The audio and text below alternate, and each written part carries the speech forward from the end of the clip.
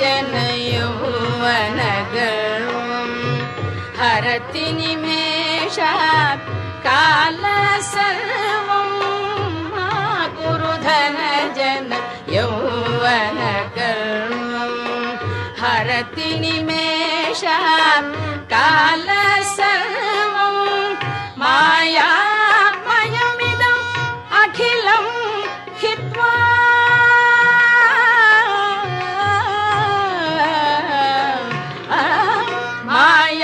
मायामयमिदम् अखिलं हित्वा ब्रह्मपदं त्वं प्रविश विदित्वा ब्रह्मपदं त्वं